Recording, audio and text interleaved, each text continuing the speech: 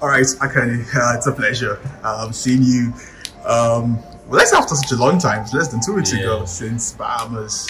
You're here for the Adidas City Games on Saturday, but we've literally had a newfound form this year. No losses already in the 100 meters and 3 races into the season. What has been the whole motivation behind this season's form so far this year? I think this season has just been a season of a comeback, and also just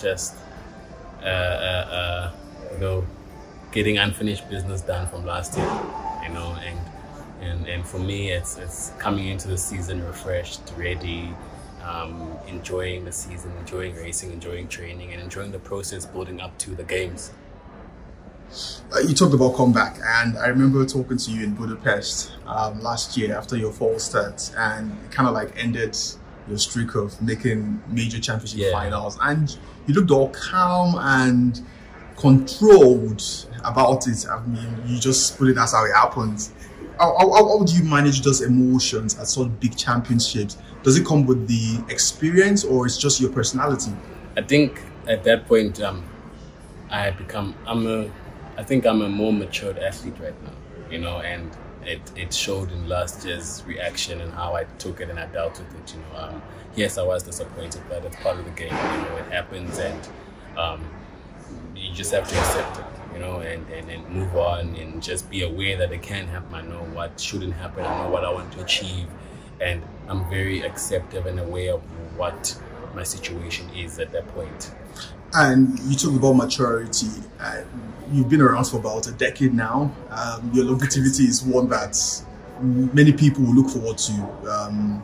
Younger athletes, especially in the sprint, because it's rare to find such. In past, I think only DeGrasse has been competing as long as you have been so far, since 2015, making every major final. What would you say has been the secret to longevity? I think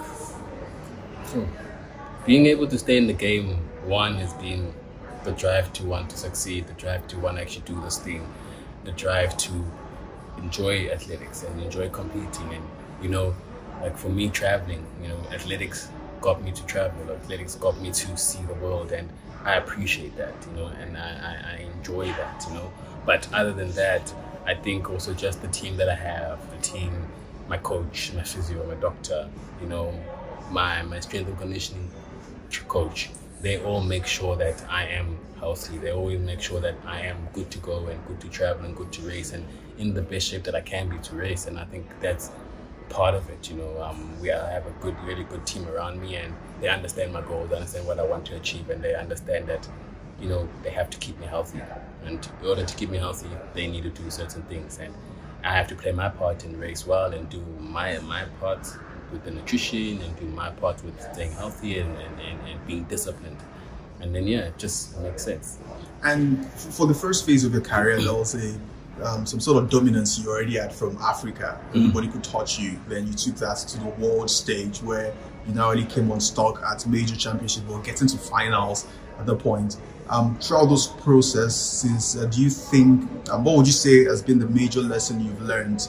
Because I categorize it kind of like 2 phases. That's the first phase, then the second phase where you had Omayala come through. We'll talk about that in a bit. Then to the younger generation now, so it's almost like you've seen 3 phases of sprinters. How have you been able to ride through those competitions and also keep yourself motivated? That's seen you being at the top level consistently.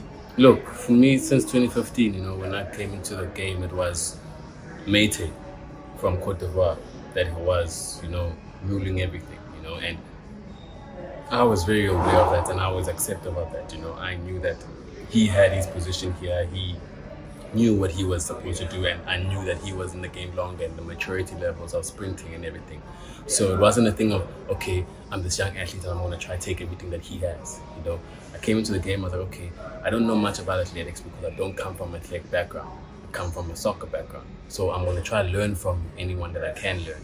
And Mete was someone that opened up to me and said, okay, you can do this when you're on the circuit. Try to do this, pick things from people.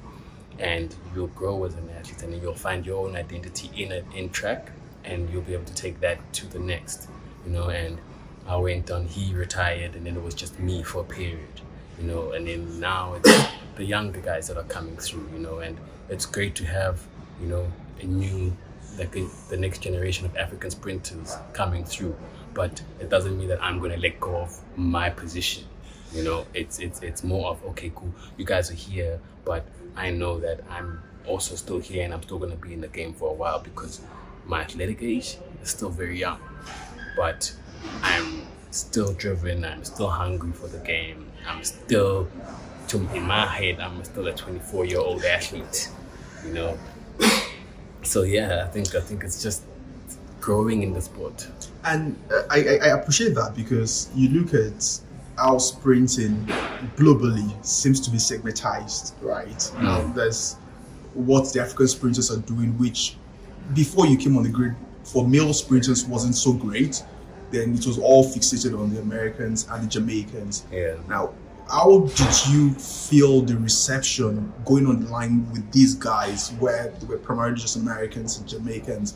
Was the reception warm? Was there like any bit of hostility or pushback?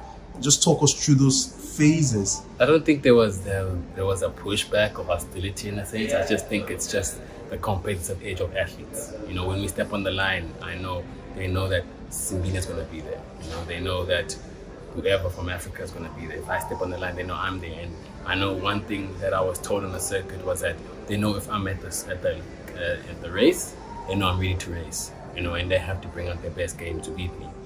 And that's something that I've appreciated, but it's not something that you just got off one season or 2 years. You know, I've built my resume in track. I've built the respect that I've gained in track. I've built the name of Akani, not even Akani Simbine, because that's what they call me on the track. You know, and that's something that has some stature to it and some weight to it. You know, so it's being the person that I am, which I wasn't an arrogant athlete. I came into the game smiling, greeting everyone, you know, not having no problems with anybody, coming to do my thing, you know, not taking anything personally. I know it's just business and just moving on with it, you know.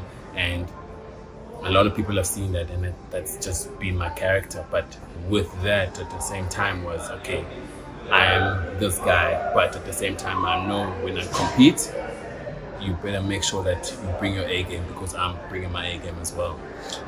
On the one hand, they respect you by the fact that you're making this major final. They call you Mr. Consistency.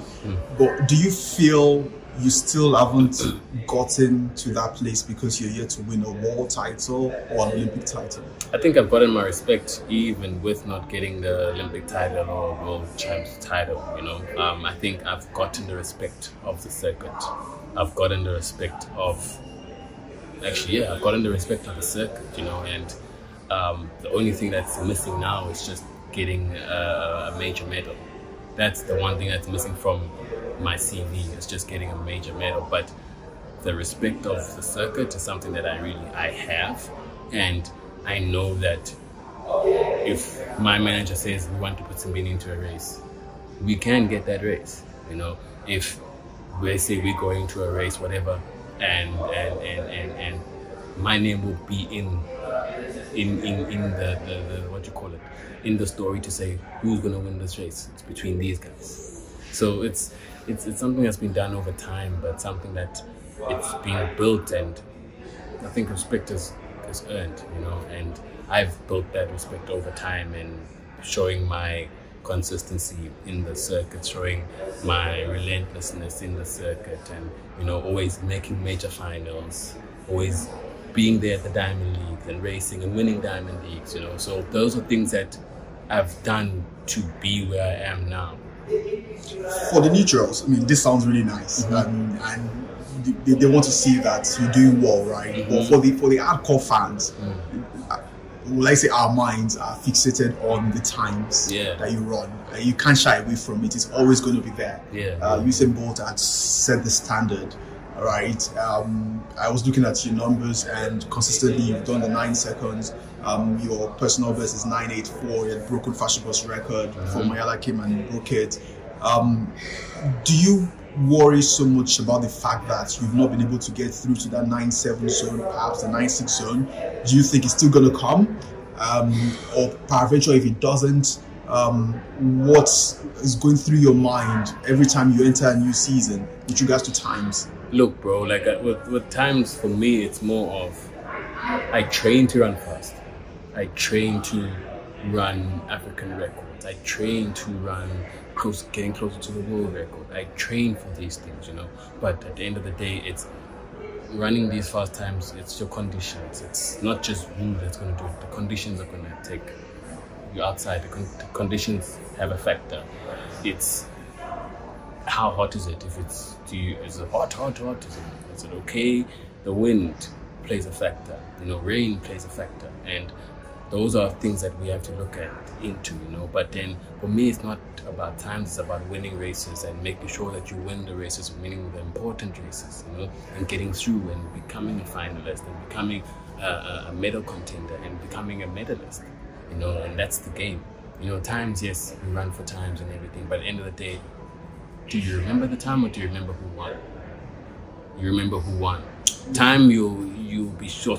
Like sometimes I even forget what the world record is. It's like 953, 958, 956. You know, those kind of things. People talk about the fastest man of all time, the top 10 fastest men of all time, and that's why I'm part of the hardcore fans. Where this so person has run a 9.5, so person has run a 9.6, to win an Olympic title, the fastest ever race at the Olympic Games 2012. It all pops up too. Yeah. Like, of course, I know the world title is important, the Olympic title is important too, but don't you crave those times sometimes? I don't think I crave for it. I think because that means I'm chasing for times, and that's something that we stopped doing. Because if you chase for times, then you're not trying to put together a perfect race. If you put together a perfect race, the time will come. That's something that Coach and I've always said. You know, the time will come if you put together the perfect race. And if everything aligns for that day to run for a fast time, it'll align for that day for a fast time. But for, you know, the super fans of track, you know, you guys look at the times, you guys know the times. Us as athletes, I don't think a lot of us know, like, I don't know the top 10 times. Wow.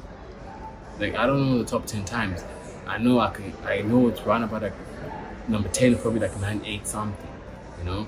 But other than that, I don't know. I just know there's the world record, there's Johan Blake and Tyson Gay, and that's it. The rest is the rest. So it's safe to say you're not following Fred Kearney's recent tweets where he said it's going to break the world record a couple of days ago. What did you make of that? That's Fred, man. Fred, if Fred doesn't say something before he races, then it's not Fred. Fred has to say something. So you think he doesn't mean it? He believes it. He believes he's that kind of guy. He needs to say things like this, you know, and he needs to bring things, like put those things out for himself, you know. I don't think he's attacking anyone or going anyone. It's just something that he just wanted to say, okay, the next time I touch 100 meters, I'm gonna break world record. And like we spoke about this, and I was like, bro, like, oh, you spoke with Fred afterwards? Yeah, like Fred and I, like, we cool, like we talk. Yeah, cool.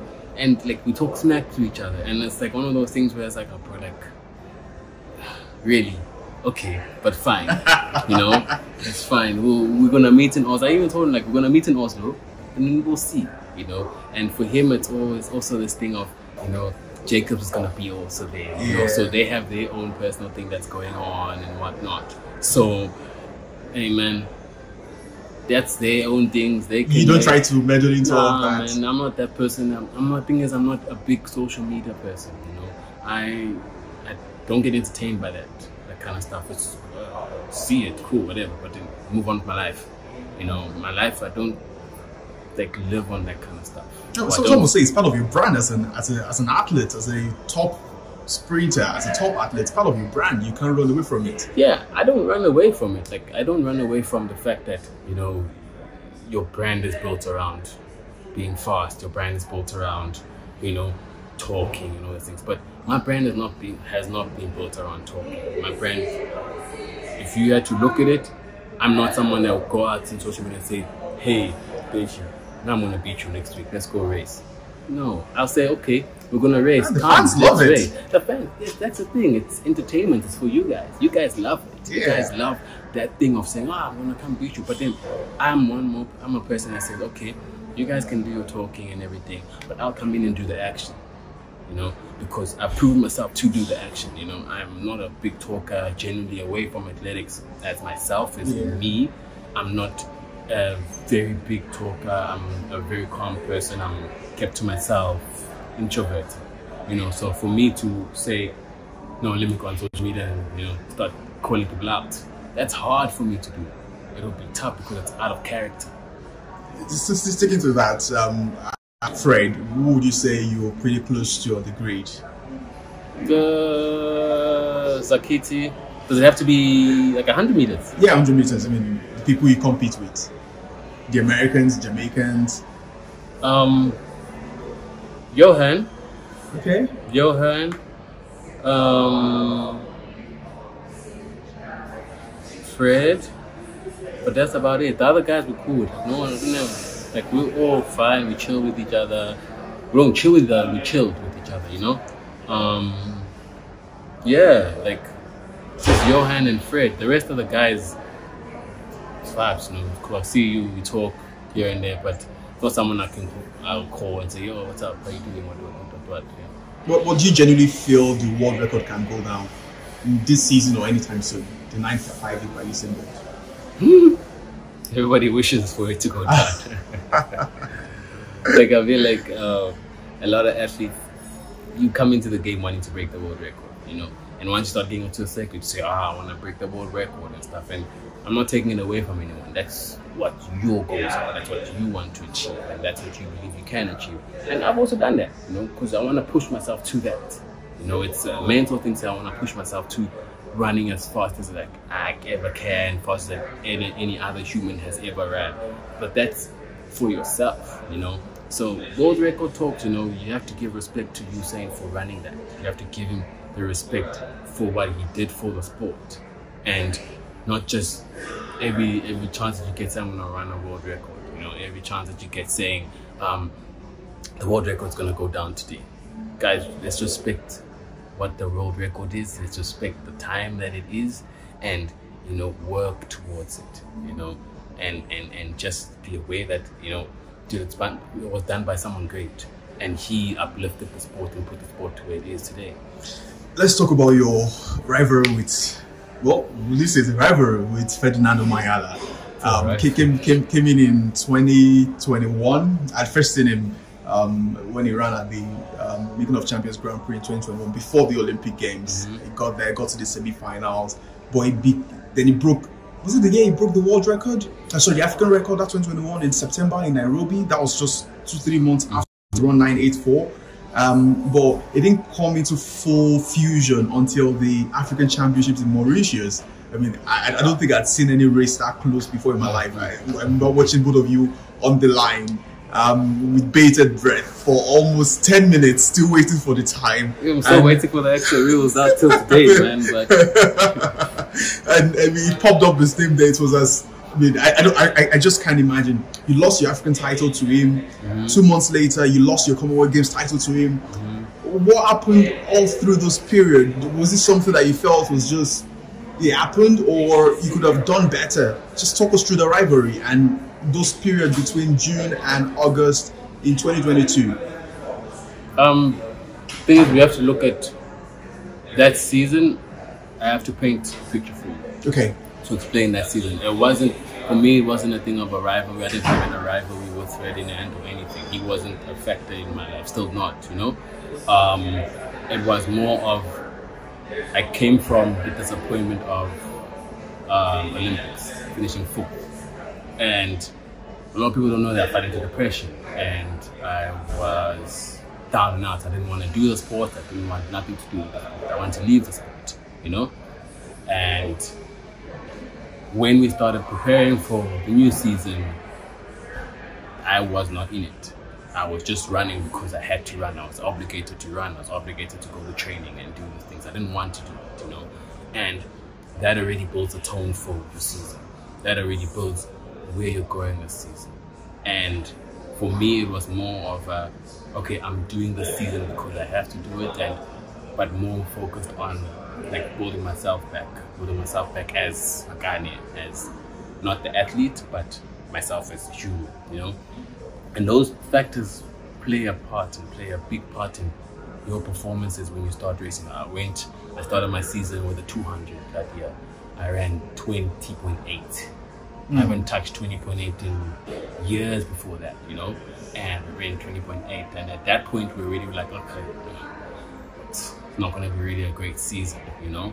But for me, it was more of making sure that I'm okay, I'm fine as me before the athlete. Athletics wasn't my focus, I'd say, that year, you know. And I got to my competitions, did what I had to do. I raced, you know, went to African champs, did the training that I needed to do, you know, got to champs. But mentally, was I there? I wasn't there, you know. Commonwealth Games, mentally, was I there? I wasn't there, you know. And those are the big things that you need, like a lot of people don't see. You see an athlete that's running fast, you think, everything is going good with him. But you don't know the backstory, you don't know what's going on with him, you don't know all those things, you know. And that was the year that, for me, I lost my African title, I lost my Commonwealth title, you know. You had lost the African record the year before that. I had lost the African record, you know. And then I finished 5th in Oregon. In Oregon, yeah. Yeah. And for me, losing all those things, it was like, okay, I've lost all these things, but what did I gain? I gained myself. You know, I gained me. And that I will take 10 years in a row if that happens. Because you get so lost in being the athlete and achieving all these things and molding your identity to athletics and molding your identity to what athletics wants from you. And then when athletics goes well, athletics doesn't go the way that you plan it to go, then you lose yourself. And that's what happened to me in the Olympics. And that's something I promised myself I'll never let happen again. You know, and I think that's how the 2022 year played out for me. You know, I was training and everything, I was running and racing and everything, but it wasn't your full-baked Akani that you'll get on the circuit, that will always be there, you know, dominating. Did it hurt to lose those titles? Yes, of course. You know, those are like things that I worked hard for. You know, but I assume Ferdinand also worked hard for it. You know, he was running well, he was running fast times, he was doing amazing. You know, and shout out to him for doing that. You know, and stepping up. You know, and I can't take that away from him. He did it. He did beat me. He got the title and everything. But it's a different, like, 2 years down the line now. You know, there's African champs again. Will you be in Cameroon to get your title back? I'm going for it. You know, there's nothing else I can do, but I have to go for it. You know, I'm a competitor and I love competing. You know, and the competitor in me wants to go out there and, you know, go for it and go for my title again. So yeah, man, it's game on and we'll see how the season goes. You know, so yeah. Let's talk about the younger guys now. You seem to have formed more of a better relationship with Letsile and the likes of Benjamin. I remember watching them at the World Juniors in 2021. There was Favor too, there was Godson, and it's just nice to see them all grow to who they are now. But talking more about Letsile, I remember talking to him prior to the World Champs in Budapest, and he seems humble. And he talked about when you had first started, and even when he won the medal, becoming the first African to get on the podium at the World Championship, and said if he could have traded his medal, he would have given it to you because he had worked out for it. Did you hear that statement? And if you did, how did it make you feel? I didn't hear it. I only heard it after when people said, "Did you hear what Letsile said?" And I was like, "No, I didn't." You know, because at that point I just decided that I'm going off like socials and stuff. You know, but for me it was heartwarming and everything, and I appreciated it. But then he also worked hard for it. You know, he deserved it. You know, and I can't say I'm going to take that medal away from him because I deserved it. I've been in the game longer. I've done this and this and this. No, you know. On the day of competition, Eiffel started. He was in the final. He ran his race and he got the medal. You know, that's the game. You know, but you know, he's a good talent. He's a really great kid. You know, he's super talented. Like we were talking about it yesterday with coach, saying like, imagine having all that talent. Like you can do anything. And that's what he's doing right now, which is really, really awesome for me to see someone from, you know, the southern region of Africa, you know, doing so well, you know. And like going on to like the younger guys, Benji, you know, Favor, you know, there's another guy from LSU, Godson. Yeah, Godson, you know, and Patu, you know, Sean. So you know, like those kids, that's like the next generation, that's the next run. And to see so many of them in the conversation, for me, for African sprinting, that's really great, you know, because it doesn't mean that I'm going to be gone, then there's not going to be a competitive culture in South African sprinting. And not just competitive of running 10-2, there's competitive running, competitive times, you know, that's like the difference, you know, there's a difference between being competitive and you guys are just running 10-2s, you know, it's average. But being competitive and running world-class times, that is a difference, you know, and that makes a different story, that paints a different story for you guys as well, you know, and it's exciting, you know, and bro, I'm part of that equation too. You know? You're not going anywhere. I'm not going anywhere. How much longer do you think you'll be on the grid? Hey man, as long as the body says. I mean, you're still 30. Gatlin, DDTL. I think for me, like I've planned for myself, like I want to be out of the sport, like after LA, you know, LA, I want to be out of the sport and then leave. That's 4 years from now. Yeah, man, and then, you know, move on, you know, I can't stay in athletics. I've got family, you know, got kids, and I've got a wife.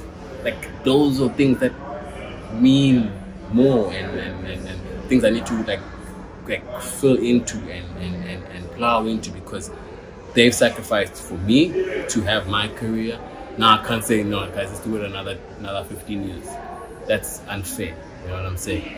And also like my businesses also, like those are things that I need to also, you know, get into fully, you know. And yes, I'm there building and everything and doing what I need to do with them, but it's one thing like having a team that's helping you run it, but then you not also being there, you know. I also want to be there, I want to be a part of it and everything. So those are the kind of things, man. It's a couple more years and then move on. So far, you know, through this journey for you, what has been the best part for you?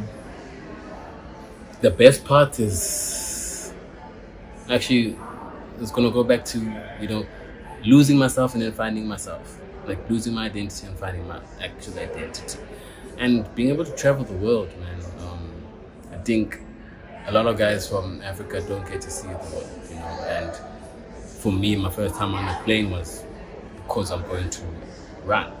So I've been privileged and I've been blessed with that, you know. And I think being able to experience the world, different cultures, and you know, being able to say, okay, you know, I'm be able to dream bigger, you know, and see, you know, my dream destination is Japan, you know, those kind of things. Like where I come from, people don't think like that. They think of we're gonna get out of Tembisa and then move to another suburb. Yeah, you know, those kind of things. And those are like, that for me is something where I always talk to like younger kids and say, guys, the world is so much bigger than you. You know, what you think, and you can achieve whatever you want to achieve. Just have to start seeing it and appreciating it and like opening your eyes to it, you know. So yeah, it's I think just being able to travel and just finding my identity, and yeah, it became a dream that I didn't know I had, you know, running. Your biggest disappointment? Biggest disappointment? My biggest disappointment was 2021, finishing fourth. You said you went into depression. Yeah. went into depression that year. Well, after the Olympics, was doing therapy, like very much therapy,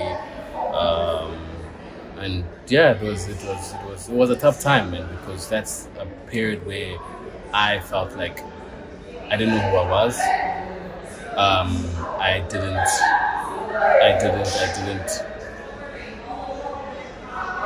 I didn't love myself because I thought I'm a disappointment to myself, you know, and this was all because I didn't achieve a medal at the Olympic Games, you know, and I discredited myself because of a moment in life which wasn't fair on me, you know. So I think that, man, yeah, I think it was that. What legacy would you like to leave? We talked about the Simbine Classic, you've been going on now, and you kind of shot into limelight earlier this year when Letsile broke the 300-meter record. 300 record, yeah. And people started talking about it, but before that, it was a brainchild of yours that you had an idea of what's to come out of it. What's the long-term vision? Is it something you want to continue to be the legacy for Simbine? I think the legacy for me is, one, I need to leave a legacy of resilience, a legacy of dreaming big, a legacy of being able to be a world conqueror, you know, and not just say, I'm from a certain situation, I'm really disadvantaged, I'm not going to get there. You know, those are just stepping stones to being great. And also comparing yourself, you know, I don't think that's one thing I was very strong about, and I didn't compare myself to anybody else. I was in my journey, in my path, you know, and yeah, I think also just making sure that the next generation is fed, the next generation is able to see that I came from this and I made this out of myself, but not to limit myself. You know, I didn't limit myself. I went for something, I did it, I did the best I could with it, and I moved with it.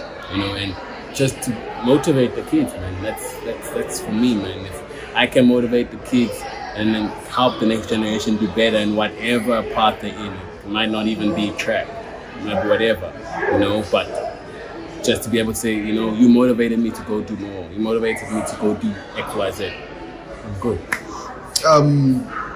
Away from track, what do you do for fun? I mean, it's a tough cycle. I mean, you're done. The season ends in September, early October. Then you start training again because of the South African season starts pretty early.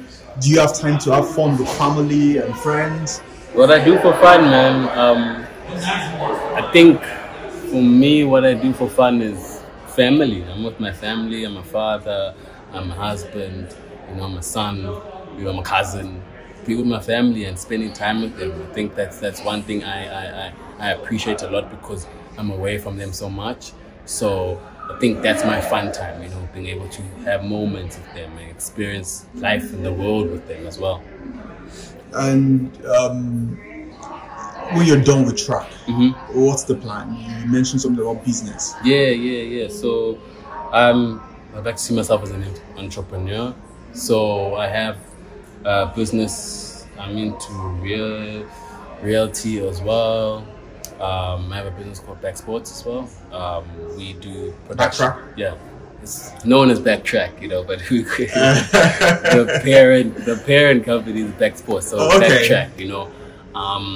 And we are a broadcasting company. You know, we broadcast and stream stream sports, but like very big on school sports, very big on sports and also just giving a platform for, you know, younger kids to have that platform to go do great, to go showcase themselves, you know, because now with what we're doing, these young kids actually have footage of themselves doing what sport they're doing, and they can send those around to teams, to schools, you know, and that can, you know, push them to the next. Just on the lighter notes, let's just get your take on some trivial things. Your favorite city to travel? Favorite city to travel? London. London? Yeah. Better than Oslo? Yeah. Also, it's just the food is good at the Meat Hotel, you know. Okay. And also, it's really pretty where we stay. But London, I think London was always very cool for me because of the like all the historical things that are there. Like I learned about those things watching YouTube, you know, so stuff that I wanted to watch. But one place that is like my dream destination is to go to Tokyo. You know, we went to Tokyo for Olympics, but we didn't get to experience. You know, so now next year when we go to World Championships, it's more of like I'm going to a place where I've always wanted to go to, and I know I'm gonna like it. I'm gonna love it. You know, like it's Japan, bro. Like, yeah. What's your favorite meal? Favorite meal? People are gonna think I'm boring. Favorite meal, I think easy, like spaghetti and mince, like literally, dude, spaghetti and mince, and I'm good. A kind of music? Mama Piano, and of course, Afrobeats. yeah, piano and hip hop, man. I think Mama Piano, like I wasn't a big fan of it in the beginning. I was like, but like I actually started listening to it and appreciating it, and it's really, really, really good, man. Would you do movies or TV shows? Yo, that's a tough one because there's movies that are really good, but the movie world is not the same anymore. TV shows depends on the TV. So my wife got me on like reality TV now, so I watch stuff that she watches, which is stuff I shouldn't be saying, but you know, I watch stuff that she watches, which is it's interesting. It's like so much drama, bro. So you're admitting it, you don't want to watch it. Yo, it's drama, you know. So it's cool to watch, and I think it's something where my wife and I actually get to watch and like, yo, did you see what happened here? Did you see what happened here? So it's stuff that goes. You're forced to watch it. I'm not actually forced. Like she'll say to me like, "Do you want to watch this?" And I'm like, "Okay, watch." First episode, I'm like, "This thing is nonsense." Then I'm like, second episode, I'm like this. And I'm like this, and I'm like, "Okay, yeah, let's watch it." I'm like, "Okay, let's watch this thing." It's been fun talking to you, Akani. Yeah. It's been a pleasure. By the way, you've been one of my favorite sprinters on the grid. No, thank you, bro. I remember first meeting you in, I think at the World African Championship in Asaba. Oh yeah, that was the first time I met you. Yo, Asaba was hectic, man. Yeah, we'll talk about that. Thank you very much, Akani. It's a pleasure.